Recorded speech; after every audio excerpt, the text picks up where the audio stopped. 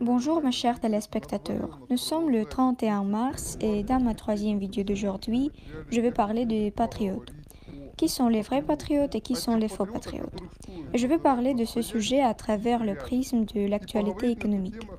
Je pense que beaucoup d'entre vous savent déjà que Vladimir Poutine a signé un décret sur les nouvelles formes de paiement des ressources énergétiques russes qui doivent être achetés en roubles par les pays qui ont été déclarés inamicaux à la Fédération de Russie. Après la publication de ce décret, toutes les discussions sur le fait que la Russie devait se plier et faire des concessions à l'Occident ont pris fin.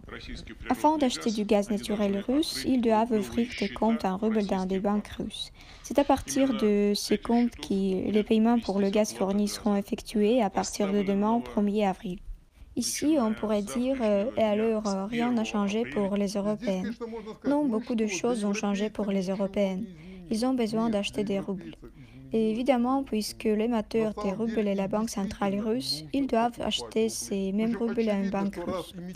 Et il est totalement indifférent que, par exemple, les partenaires européens se rendent eux-mêmes au bureau de change interbancaire de Moscou et achètent des roubles russes, ou que Gazprom Bank le fasse. Même si, bien sûr, cela permet aux Européennes de sauver la face. Vous apportez votre monnaie, la banque le vend et ensuite on obtient le rouble.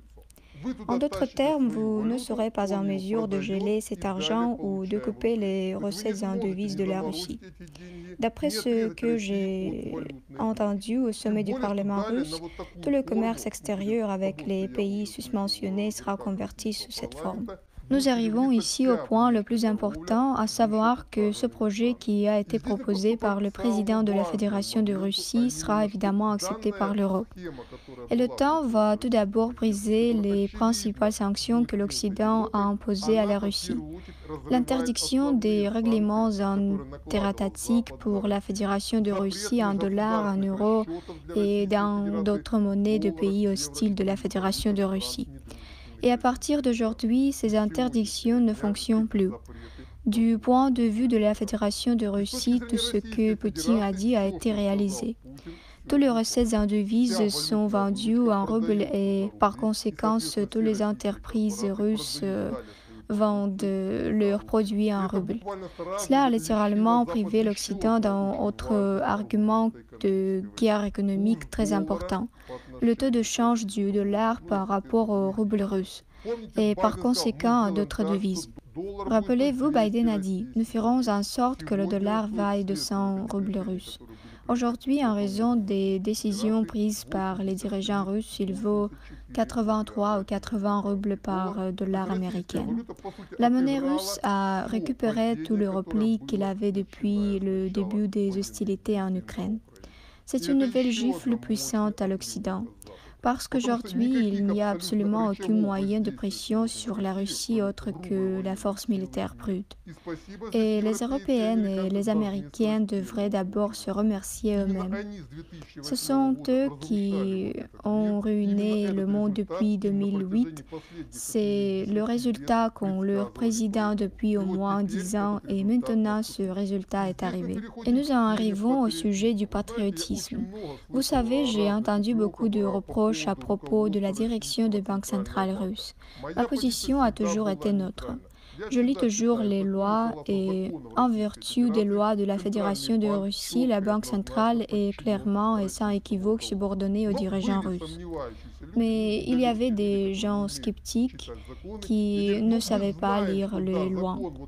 Et il est donc temps aujourd'hui de découvrir à quel point leur affirmation était fausse et à quel point la position des dirigeants de la Banque centrale est réellement patriotique.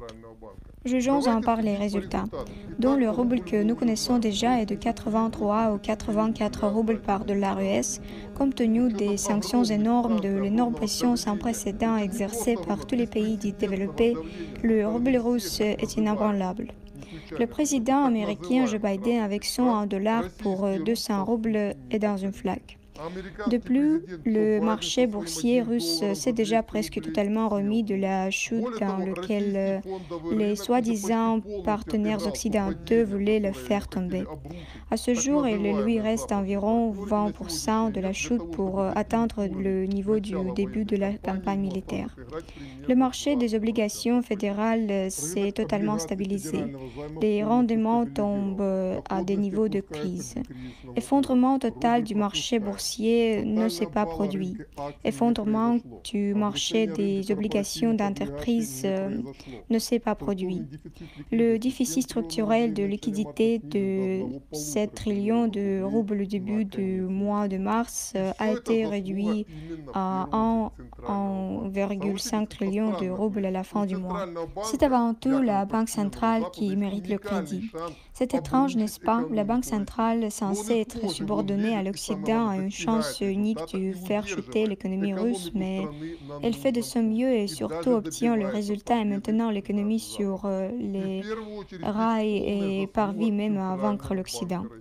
Et tout d'abord, le mérite en revient entièrement à la Banque centrale de la Fédération de Russie. Bien que les soi-disant patriotes aient accusé la direction de la Banque centrale d'être des libéraux qui trahiraient le pays, ils ne l'ont pas fait.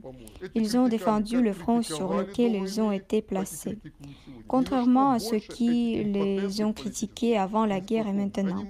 Ces impuissants politiques sont incapables de faire autre chose. Ils ne peuvent qu'en vouloir et se plaindre. Et certains d'entre eux aiment aussi beaucoup être cités par les médias ukrainiens aujourd'hui car ils commencent à dire du mal de l'armée russe. Et cela est très apprécié sur le front de l'information ukrainienne aujourd'hui, notamment à Kiev. Il s'agit de patriotisme, peu importe le bretelle que portent ces soi-disant patriotes. En fait, ce sont de telles situations, de tels procès qui montrent qui est qui. Qui est un vrai patriote de son pays et qui est un faux. Par conséquent, c'est dans une telle situation que chaque pays montre ses amis et ses ennemis. C'est ce que je voulais vous dire aujourd'hui, c'est tout pour le moment. La prochaine vidéo sera une mise à jour du soir des fronts. Au revoir.